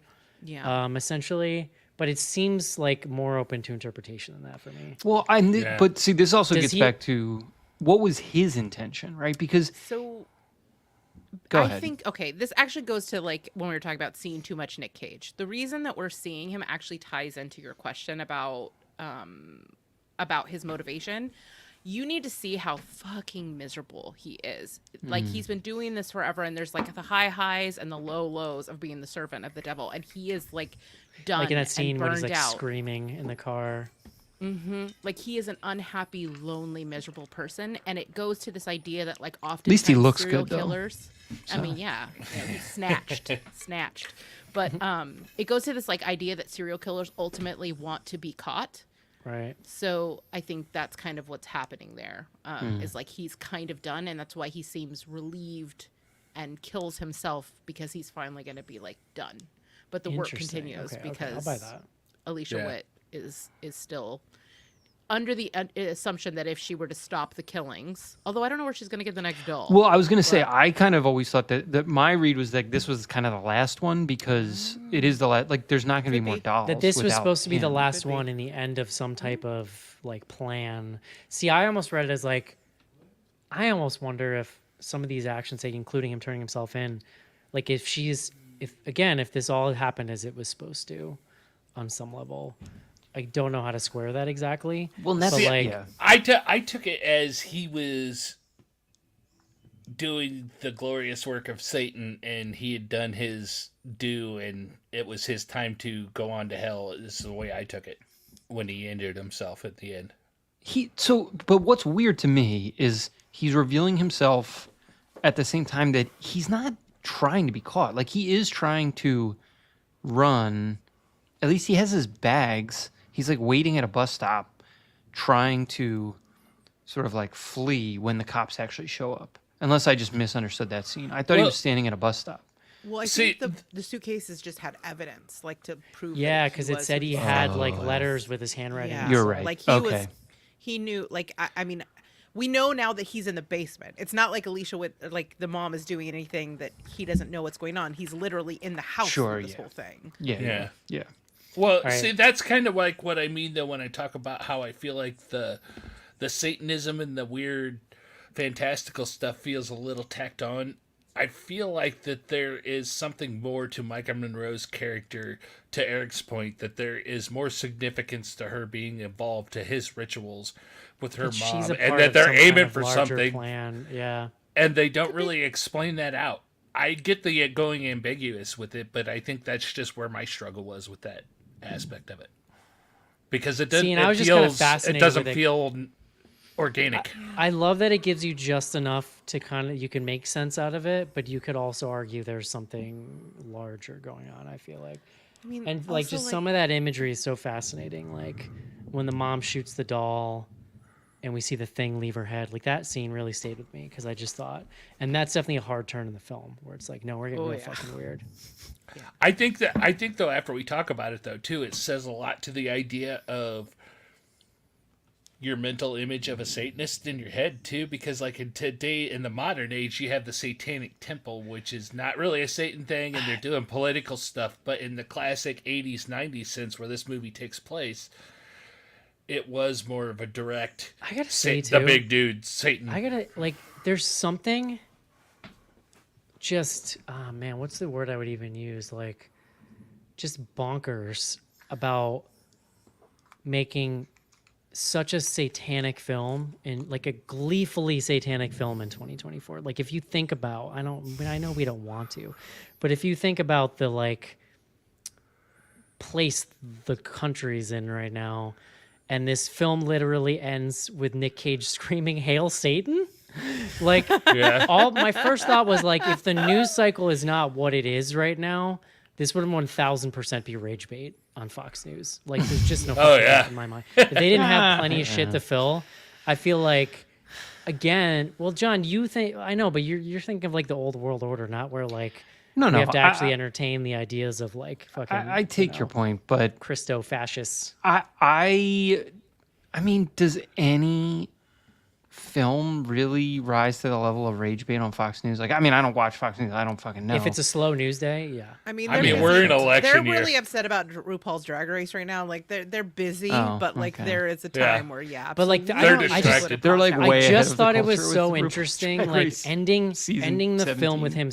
ending the film with him screaming "Hail Satan" to me felt very a very intentional middle finger, and just like it was just very brazen in a way I really liked. At the same time, this is like the third satanic movie we've had this year. If you count it's- Immaculate we've and the first film. Yeah, but it's the most satanic, is what I Yeah. would say. Well, and it does not have the counterbalance, like super religiosity nonsense Right. going on in it. Right. Thank God. Can There's I even that ask- moment where Alicia Witt laughs when she tells her she doesn't say her prayers because they scare her. Yeah. And Alicia Witt starts laughing, and she's like, "You're right. It doesn't do anything." Yeah. We sort of were talking about this over text, and I'm curious if there's like maybe someone's like read Oz Perkins interviews or something. What's the deal with T-Rex? Like, I love T-Rex. Like, I'm a band. fan, and I was sort of like, this is cool, but also like, okay.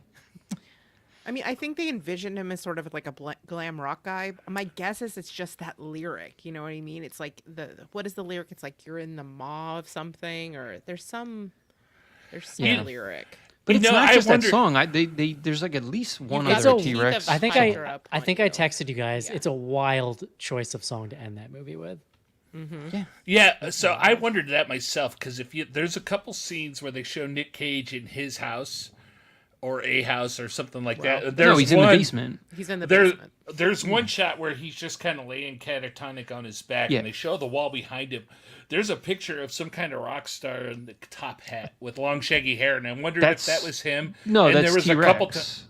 there was a couple times where he sang, like in those early scenes in the beginning where when they showed the mom talking to him in the original encounter, where it sounded like he was singing. I always wondered if there's like a cut of this where he was in the past before he got this far into Satanism, that he was some kind of rock star. Well, or maybe like that's what I thought. Maybe that was the look he was trying to create with all the botched plastic surgery, because he does. That's a good point. I can't remember. I should know the T-Rex guy's name. I forget now, but he there. It's like a little bit like he's heading in that direction, or just generally in the like glam rock. That opening scene. That's a great point, because I didn't pick so up on the fucking plastic creepy. surgery angle until Rachel told us about it. So that's a good point. He just like with the makeup. I knew he was doing something. You know, like, Yeah. it's like he's got like whatever a pound of what is that base called, Rachel? What do we? Foundation. Yeah, I don't know. Yeah. Oh, there's a name for the white paint, but I can't think of the name. He's of it like- now. Paint. Well, I mean, he's Grease modeled paint. after the sad, threadbare birthday party clowns that would come to Oz Perkins' birthdays when So- he was a kid. Oh, you know what I didn't really think about, but Katie was saying in the chat, is he kind of is giving Tiny Tim vibes. Oh, which yeah, makes yeah. sense. Why it Yes. scared me He so was goddamn tiptoeing much. through the tulips a lot in this I movie. thought I thought Tiny Tim from the beginning. Yeah, like oh god. I mean that explains it, because I hear that song and I still shudder. Yeah, it's upsetting. Yeah. All right, pretty good. Pretty. Wait, are we breaking out the top 10 list 2 weeks in a row? Oh, yes. Dave, here we go. Oh snap! I'm Let's, guessing. that's gonna do it for Longlegs. Let's take a quick break and do some fan mail.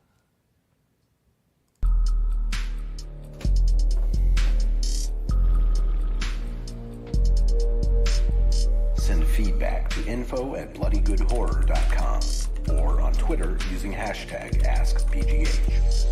Join Patreon to get back episodes and much more. Patreon.com/bloodygoodhorror.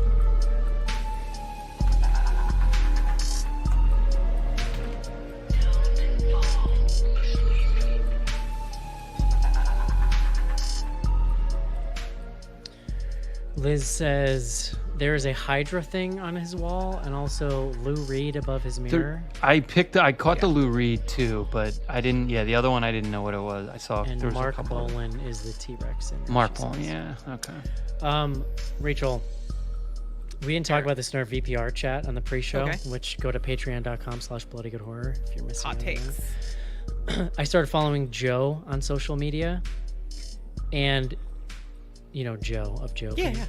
yeah. And she does these Instagram lives that are basically like she's auditioning to be Longlegs.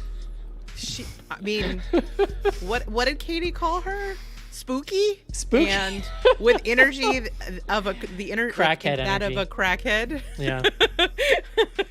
I mean, I was waiting for you to get to the Joe of it all because she is such an odd bodkin. I have been debating all day, but after talking about it, this is my number one horror film. Nice. Oh, I was here for it. Well, And I you think- were you were on Lisa Frankenstein too, weren't you? This is an important date to note. It is July 17th. And I'd say it's the first time that I have a legitimate top 10 in the year. So we've got Got some good movies coming. Dude, we haven't even hit the spooky I know, season yet. John, let me enjoy the milestone, John. Relax a little bit, okay? Unpucker. He's got- no-oring your top 10. Yeah, thank you. For anybody who has that square tonight, he's no worrying me. Thank you. Long Legs, number one. I saw the TV Glow, Lisa Frankenstein, Love Lies Bleeding, Maxine, In a Violent Nature, ISS, Immaculate, Abigail, and The Last Omen. So there's plenty of stuff on the bottom five that could go, but like I've had years where that's like a killer top 10. You're not to some those, years on the show. I think you're gonna have at least 3 or 4 more. That's my guess. Yeah, we got Cuckoo coming. We've got Dude, you got Nosferatu the Alien coming. movie. I know how you love yourself an Alien movie. Yes, that's true. I'm John, going that to cuckoo. I don't know what to lose make of that goddamn cuckoo Yeah, trailer. yeah. Like that's I'm a excited. weird ass looking trailer. And I'm I excited. I got the new Trap trailer that you guys were telling me about. Okay, I get it. It's there's much a, better. There's a certain wackiness to it that I understand is maybe turning you guys on it, but I'm still like, I don't know, dude. Like, cool. if it's the what was the one with the grandparents? Like that one was The so Visit. ridiculous. Yeah, like The if Visit. it's that lane of him, I think it could be good. Like if it's Here's an important. ridiculous. Let me ask an important trap question. I could look this up, but maybe someone knows. Rated R? That's a good I question. honestly hope don't so. remember. It should. If it like it needs to be. Like this I thing needs did to see- go for it. If it's not, I go back to Yeah. being not excited. But I did see his daughter released her first single or something. Like there's like new music hit from the Progeny, Not getting in front of the progeny. trap situation. The Nepo. Angry Townsman says Trap is PG-13, I think. Ooh, danger. That's Yes, that's a That's a there's a big- flashing yellow light now, is what I'll say. Yeah, But, that's disappointing. okay. Like when I saw like air fryers popping off and stuff, I was like, "Ooh, this has potential." So the stuff that I added to the like holding pen, which I've been doing just because if I don't know the date on it, I will put it there. The ones I got are Front Room, which is the one with Brandy. I think is it Brandy? Yes, it is. Yeah. Which like look, I don't know how good it's gonna be, but it looks fucking crazy. No, that trailer does look pretty wild. It's an I got that A24 one too. joint. it is isn't it? A20. Well, Yeah. dude, I feel like all A24 is doing anymore is making horror movies. It's like, guys, Yeah. let's and then They haven't Heretic- got to the Bloomhouse level though. Slot no. for A24 John. Oh yeah, Heretic looks good. That looks I thought interesting. Heretic looked pretty interesting as well. Yeah. Yeah. So. That's the one with Hugh Grant. yeah. Yes. Yeah. Yes. Yeah, there is Creeper a lot of Hugh crazy Grant. I shit. mean, there's been like a version of that Hugh Grant. Fun in fact public about for a Hugh long Grant, time. John. Yeah. When I was probably, when did that happen? His arrest. What year do you think that was? Oh God, I forgot about 94. that. Oh, you forgot Would be about my that? That's guess. all I think about when I hear his name. Sorry, Hugh. But Oh, I went to a carnival, and they had like, you know, the walls with the balloons on them where you throw and then you get the thing or whatever. So they had a poster that was his mugshot next to hers. And 94, like so that was probably 95. 95. I was 90 pretty close. It was Okay. 95. So at the absolute youngest, I'm like 13 when I do this. I see that poster and I'm like, I need this shit. I throw the dart. I get the poster. I put it on my bedroom door and it stays there for like 5 years. wow. Where is it I now? analyzed it. So my parents had to just walk by my doors. You're demented. So good. 13-year-old Eric had strong feelings about Hugh Grant and Elizabeth Hurley. Wow. No, I didn't have strong. I just like wanted to be offensive. I think there's a reason why I liked Eminem so much when he first came around, John. Do you still? spoke Are to you me. getting that new album? It's pretty good. That's pretty good. No. It's been a twice while. on that list. What do we got, Casey, on Threads? All right, we got 2 on Threads. First up from our buddy, the drummer from Foghat. Any of you ever sneak into an R-rated movie as a kid and get caught? I got caught trying to see the 1990 remake of Night of the Living Dead when we had tickets to, I think, Joe versus the Volcano. I don't think I've ever snuck into a movie in my life. I've never been caught sneaking into a movie. I could say that. Yeah, we used to do it a fair bit. I can't remember if I got caught. I told the story about not getting into an R-rated movie because my ID was broken and I was like of age and they wouldn't let me in and I went fucking ballistic on this guy. I was like 17 years old and I was like, this dude is just being a dick. For My the sake friends of and it. I, the year Blair Witch came out, we were all like just turning 17, and that was when they made that rule. And at least in New York, they started actually carding people. And my friend forgot his ID. My friend that drove us there forgot his ID, and we were all like, "Sorry, dude." We all went in and saw it. Yeah. Yeah. I never snuck into I've snuck into movies. I can't think of one that was R-rated, but I did use a fake ID to get into a screening of Caligula. Does that count? Oh, hello. My God. Shit. Saw that in public? Well, see, Lord. one of the I mean, benefits. really meaningful eye contact with everyone. One of the benefits of growing up a plus-size boy is I never got carded. Everybody's just like, he's big, he's old Well, enough. they didn't really start. I don't remember. They never carded in New York until the late '90s. Like it wasn't a thing. We didn't even try to buy tickets. We would just buy a ticket to something else and then walk into whatever we wanted to Yeah. see. Yeah. Well, and you can't really do that now so much. Well, I guess you still could, but You can it's do it. the I mean- assigned Online. seating. Well, because of the assigned seats. But if you're going to something at a time when you know there won't be a lot of people, I had one day in Boston. There's this really nice theater downtown in Boston, right near the park.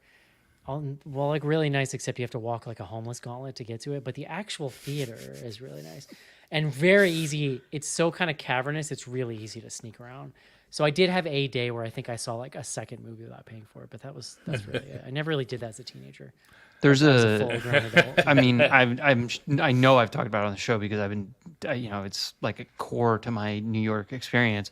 The AMC 25, which is the largest theater in the city, 25 screens. We used to, I tried to do 3 movies one time. It's too much movies, but I used to do double features like very regularly. Nowadays, I wish I had the time for it, but My wife Colleen's got a cousin who's probably about 10 years older than us. She got remarried, and her cousin had 1 kid. The new husband had 5. So she, after they got married, it was a pretty regular event for them. She'd take the kids to the movies on Saturday. They'd start out and pay for 1 movie, and then she'd just sneak them into like 2 or other movies throughout the day. They'd have a whole day of movies. Never got I caught. one time. It's expensive funny. to I've done keep it these so kids few out there. times. I remember. Yeah. Like I one time, the weekend that Rob Zombie's Halloween came out, so like 2009. I saw Rob Zombie's Halloween, and then immediately went and saw Shoot 'Em Up with Clive Owen and Holy Paul shit. Giamatti. Two of the worst fucking movies I've ever seen in my life. Back to back. And it was over and I was like, well, that was a mistake. I've had better days. All right, we got one more question out there. It comes from Gru Gallery. What kind of violence, gore, or subject matter do you have a difficult time watching? Also, what scenes have you seen in horror movies that you think went too far? For me, I have a difficult time watching rape scenes. I also have a tough time with the depiction of violence or sexual abuse towards children. That's called the having a soul. Yeah. cannot handle vomit. Even in like mild, in like the way, even the mild way you'd see on like a television show. Like I can't. Yeah. I bet you did not like Wait, the you said perfection. vomit? Turns my stomach. Yeah, I can't do it. What? So like one of my favorite 30 Rock gags is whenever Tracy does the like, throw up cannon, but then they'll just like they go hard on it. Well, but then I love it. immediately think of Audition. A just absolutely heinous / overrated movie that made me want to die when I watched it. Yeah. Wow, shots fired on Audition.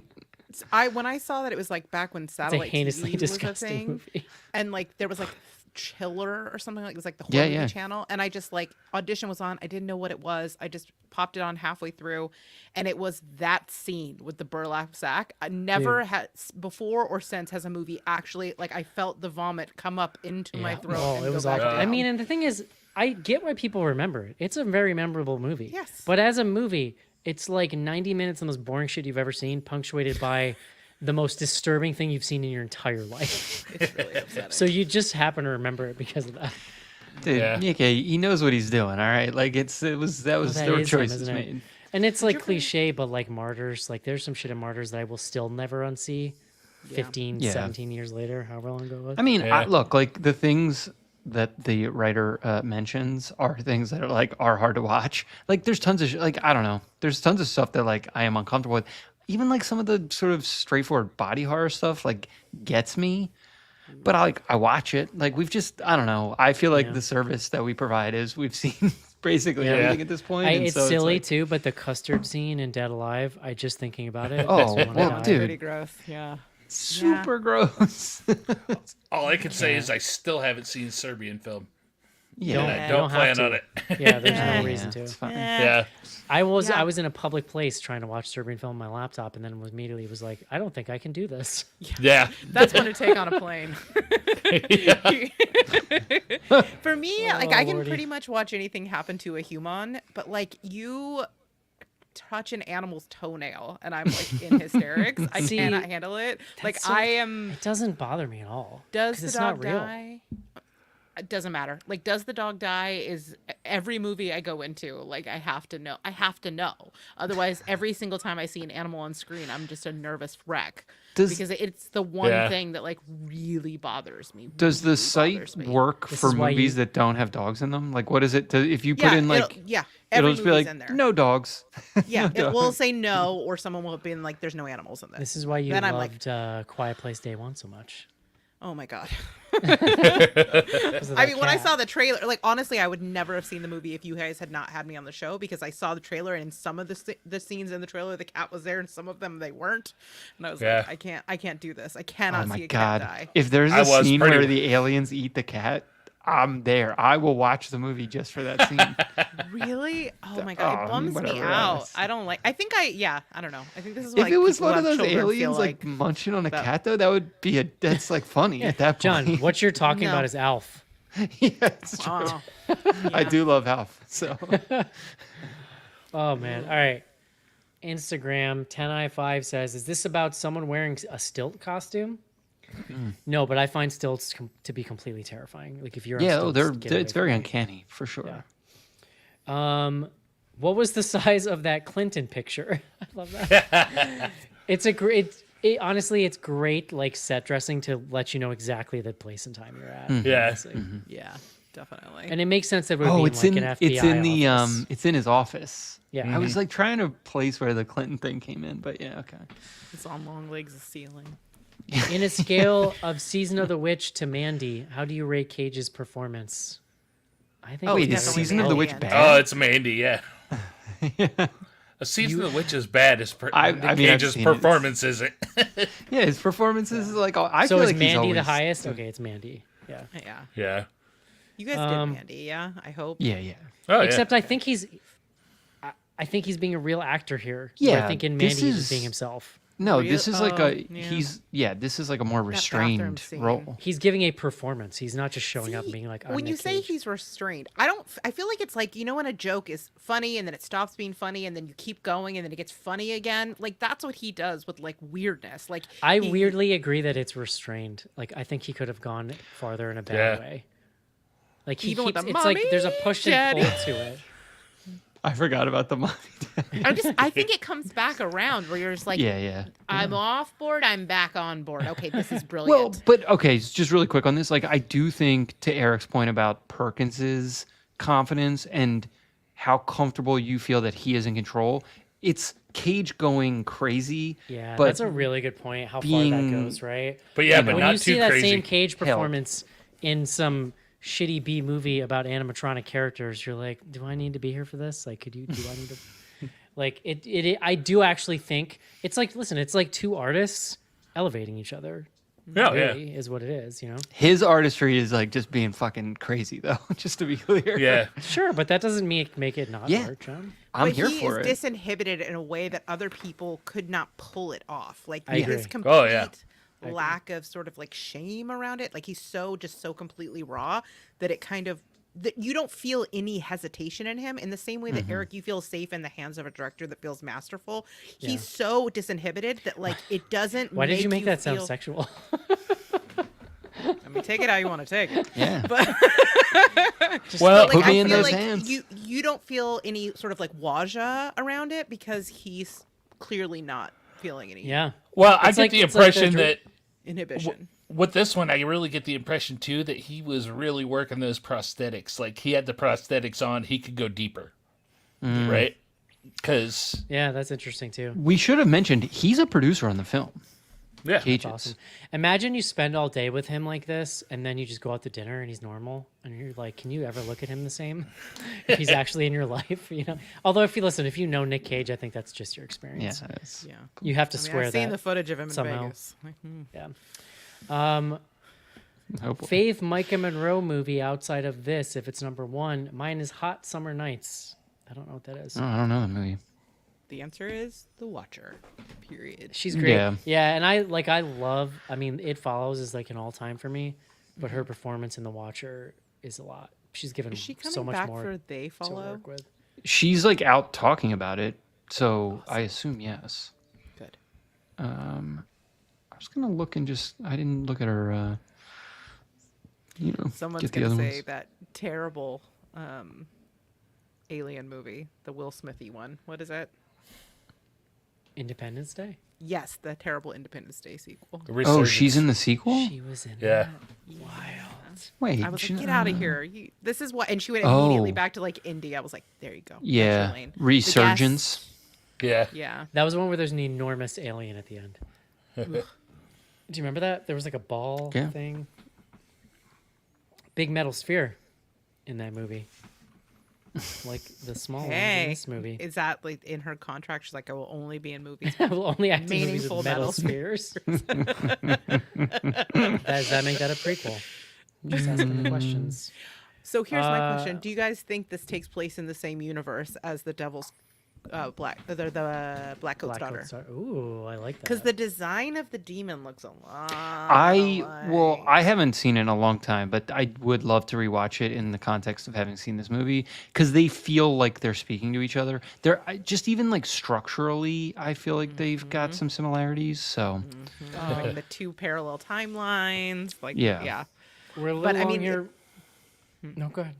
I was saying, the shadow and the silhouette of the devil, because after I watched this, I was like, I need more Oz Perkins, so I rewatched Devil's Black why do I keep saying that? The Black Coat's Daughter and the pretty thing that lives. I'm the pretty thing that lives in the house, and like I was like, oh, that's the same devil. Interesting.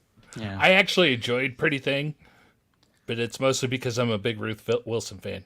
I thought she That's carried what that it is. movie. Yeah. That movie's your enjoyment of that movie depends She on if you like her. definitely carries it. Yeah, no one else to carry it. Yeah. Yeah. We did have some Slack questions. Levi says, besides Longlegs, what's your favorite Oz Perkins movie? Legally Blonde counts. Yeah, we could count acting gigs. I mean, I think it's Black Coat's daughter, but I mean, really like liked Hansel and technically, Gretel. wouldn't it be Nope? He's in that a little bit. Oh, I Yeah. saw that on his filmography. Who is he in Nope? He's the director in the beginning when they're in the movie. Oh, in the monkey scene. Oh, Okay. cool. No, not the okay. monkey scene. It's the one that they're doing. They're like in it. Oh, with the horse. That's right. I forgot Yeah. about that whole subplot. Yeah. I have not seen that movie since the theater, and I really need to. But Yeah. as director, it's definitely like this one's number one, practically tied with Black Coat's daughter for me. That movie is great. When you revisit it, good news, it holds up. It's great.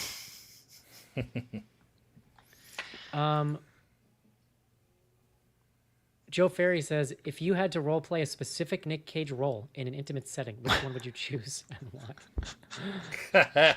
I mean, I could do a pretty good Nick. I could pretty much recite every line of his in Con Air if I had to. I wouldn't even have to study, I don't think. Nice. Maybe The Rock. The Rock. Just the B scene from Wicker Man. Oh, man. The Rock. Yeah, Sean Connery really steals the scene in the scenes in The Rock, though. Like, he's a little more a straight guy in The Rock. I guess he's a little wacky. No, well, that's when they were It's- trying to make him into like action star Nick Cage. It's so funny though, because that era, you look at that era, and it's like now knowing what he became, and you look at that era, you see it bubbling under the surface, right? Like there is this quirky appeal to him, but it's just under control enough, and he's young and kind of handsome, and like now you're like, man, that took a turn. Well, Face Off is the movie where, you know, John Woo sort of like takes the formula that had been working and lets his freak flag fly a little. When was the last time you guys watched Vampires Kiss? Like- It's been a while, but yes. I've actually never seen that movie. Oh, it is like he is playing with the. He's already there. He gets pulled back for a few years, but he's already there. As far as role, I mean, I don't know that I want to role play anything, but I would role play Valley Girl with him. Does that count? Last question of the evening from Roger. Am I the only one who couldn't see anything in this movie? Was it Skinamarink Core, or am I just blind? I got bad news for you, Roger. Yeah. You were either blind or you were at a theater with really shitty projection, which does exist. Yeah, And I yeah. know because there's one 10 minutes from my house. So it is one or the other. But you gotta Get your wanna eyes look into checked, that. bro. Yeah. That's it. John, someone Eric, brought up to me that Twisters is coming out this weekend. Yeah. I'm seeing it in IMAX on Saturday morning with Should my we boy. review Twisters or should we stay on plan the movie we picked? No, we should stay on the I plane have- we picked. I got good You've news, been Eric, dying because to see this. the reason I've been dying to see it is I read I think it was a New York Times like roundup of like genre movies, which they do every once in a while, and they called it the scariest movie of the year. So hey, Are you I can't tell if you're joking. I'm actually serious. This was in like April though, so obviously early. I refuse but, to watch anything with that saltine I cracker of a man. suspect in it's it. going to have a challenging runtime. Yeah. It might be a little on the long side. Yeah, we'll see. Would you say the Devil's runtime? We should look. The Devil's looking now. Runtime. I think the Devil's runtime maybe times 2. Nope, 2 hours and 2 minutes. That's okay. I'm okay with Really? I Really? thought for sure it was only going to be like I thought it was going to be like 3 hours. No, Like well, that every- movie, The Wailing, which I've still never sat down and watched, although I'd really like to. That's It's 3 so hours, long. I think. I thought the That's- Devil's runtime was like an hour 40. Hour 50 is. that. No, an hour Yeah. hour 40 is okay for those that following along at home. 2 hours and above is fine. I mean, it could go wrong, but it does not fine by principle. There are very, very few movies that are good that are an hour 50. That's why it is the Devil's runtime. Yeah, so the movie Because it just, means you're stuck between you fucked up somewhere. Like you don't have a traditional 3-act structure and you're not making a big epic like Scorsese film. You're somewhere in the middle and that's not where you want to be. It's non-committal is the problem with an hour 50. Either the movie, chop it down or go epic.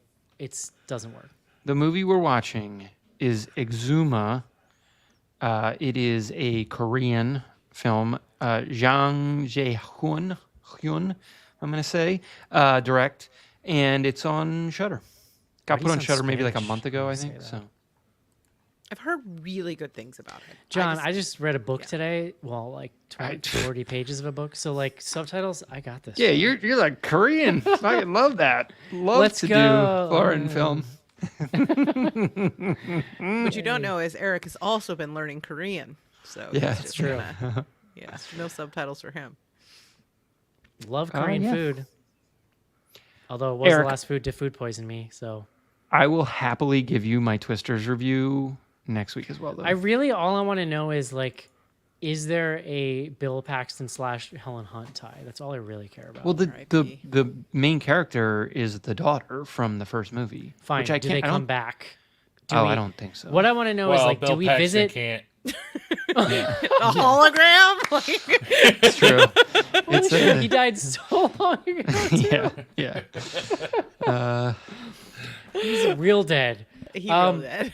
What I want from this film is for them to like, because it's nostalgia bait, right? So we're gonna hit all the beats of the original movie. I want them to go to the crazy like aunt's house, like in the first film where she's got the little spinny doodles. But I want it to be Helen Hunt. Oh, okay. If they don't do that, if they didn't cut the check to get that scene, they fucked up. Hey, real quick, Arnett Lee in the YouTube comments says Bill Paxton's son has a cameo. Oh, nice. So my son has never seen Twister. We're gonna watch it on Friday night, just the two of us, and then we're going Saturday morning in IMAX on like the big IMAX, like the real one. And he's very excited, so I'll keep you Did posted. anyone here ever experience the Twisters ride at Universal in Florida? Yes, I'm almost positive I went I'm on sure it. it's not there anymore, right? It was amazing. It was They'll probably No, bring but it I've back. experienced for real this. twisters. like a literal cow flies by and there's like flames shooting out of this thing. It's Yeah. like there's the great like projection screen that makes it look like you're out in a field. It's amazing. That's cool. Yeah, I'm excited. I need to take you guys to my hometown. You'll be I told you, excited. Casey. I don't know if John was Like, there. the For this. immersion is incredible. It's like you're there. I told We you, got Casey, cornfields and everything. that I now follow a bunch of storm chasers on Twitch, and I literally just watch their feeds of them driving around in storms. Yeah. Pretty sure that's I Glenn imagine Powell them in this being movie. like the ghost, those like ghost shows, except for they actually find the thing they're looking for. Like I feel Yeah, like the but personality type for the It's not a show. It's like watching someone's dash cam. Oh, okay. No one's talking most of the time, or they're just idly chatting. Okay. It relaxes me. I like Okay. rain, John. All right. So Twisters, stay tuned for next week. But what we're actually doing is what now? Exuma. Got it. I can't wait till Eric texts on like Tuesday morning and it's like, "What's the There's movie we're subtitles? doing?" Yeah, Oh, I'm is going there to. subtitles? Where do I watch Jay this? says if Bill Paxton comes back for it, it's definitely a movie for this podcast. Oh god. That's amazing. Well, I He's think not that's wrong. That's a good place to end. Thank you for everybody hanging on the chat. We appreciate you. If you want to join them, go to patreon.com/bloodygoodhorror. Rachel, where can people find you? You can find me all across the Zombie Girls Podcast Network. If you want to find me on all of the socials, you can find me at ZG Podcasts or me personally at Rachy Pants. All right, love it. And yeah, that'll do it. For Oh, real quick. Yes. I'm on Dads of the Crypt this week. You can go out and find it on their feed right now. Oh, there you Hanging go. out with Jason and Allison from the Who's There podcast talking about Independence Day. Nice. Independence Day 1? Yeah. Wow. We love it, dude. Wow. Good All right, times. that's going to do it for Long Legs. Next week, Exuma. Talk to you then. See yous. Bye-bye. Bye-bye.